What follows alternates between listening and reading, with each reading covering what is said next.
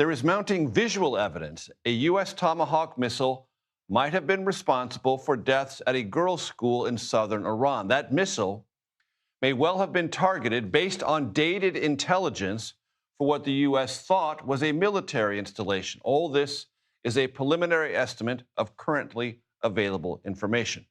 On Friday, I spoke with Defense Secretary Pete Hegseth for last night's 60 Minutes broadcast and asked about that bombing.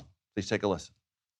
Have you made any conclusions about whether or not the United States, inadvertently or not, was involved in any military strike at that school? Well, we're still investigating, and that's where I'll leave it today. But what I will emphasize to you and to the world is that unlike our adversaries, the Iranians, we never target civilians. There was a report late in the week from two officials that it was likely U.S. involvement. Is that report false? I've already said we're investigating. If you could tell the American public it definitively was not us, you would tell us, wouldn't you? I would say that it's being investigated, which is the only answer I'm prepared to give. You said this is not a regime change war, but the regime has changed. That's obvious. Can you square the two? Sure. Go ahead. I meant what I said. It's not a regime change war in the conventional George W. Bush context of hundreds of thousands of troops. I mean, in Afghanistan, what I watched as a young captain was Americans thinking we were going to remake a society that was basically biblical times with AK-47s and cell phones. The hubris of we're going to take Afghanistan and turn it into a Jeffersonian democracy by building Western-style forces and Western-style institutions. It was never going to work, and I saw it and watched it play out. And it doesn't dispel the courage of the Americans who fought there, who I know there. But this is not a remaking of the Iranian society from an American perspective. We tried that. The American people have rejected that. President Trump called those wars dumb, and we're not fighting that way. President Trump also said this week he would like to protect some of the people who he would like to come to power in Iran. Is that a new mission for your department? No.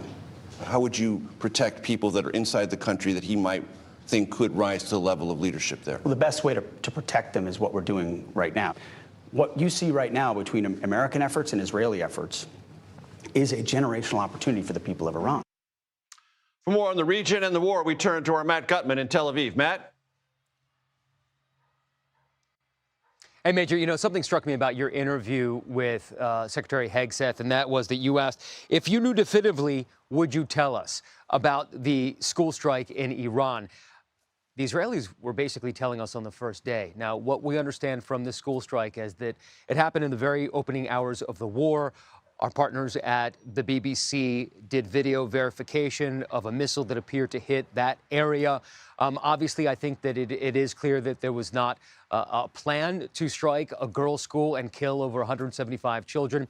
There's also a question about the proximity of that girls' school to that IRGC base. That's the sort of the regime military command. Why would it be so close? But this is what happens. There are military installations next to civilian installations everywhere across the Middle East, including here in Israel. So as we are learning more, we are learning that the U.S. was likely involved, and the Israelis were telling us essentially from the start that they hadn't operated in that area at all.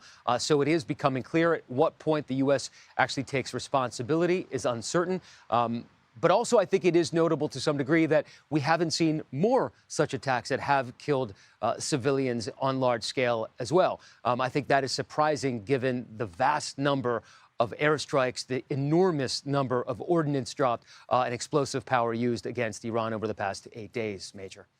Matt, I made reference to the new supreme leader chosen in Iran. What do we know? Not that much. He's a bit of a cipher. He had operated in the shadows. He did not have a very public profile, to say the least. He was known to be extraordinarily loyal, or is known to be extraordinarily loyal, to the regime, to the Revolutionary Guards, and obviously to his father. He was sort of a backdoor operator who worked with the security services and intelligence, and it is a very clear sign from the regime of continuity, of defiance, of saying we are not backing down, we are staying the course, and not just staying the course in terms of general leadership and direction, but staying within the family. So a very clear message. It's unclear if the U.S. is going to be working with him. One of the things that Israeli officials on the ground told me as recently as yesterday is that the next Ayatollah, if it is someone like Mojtaba Khamenei, is likely not going to survive for long. I was told that that is a very, very high-risk job and that Israel and the U.S. are watching. Same thing for the IRGC. They are clearly intending to at least try to go after some of these senior figures. And this is by no means over in terms of targeting those leaders, Major.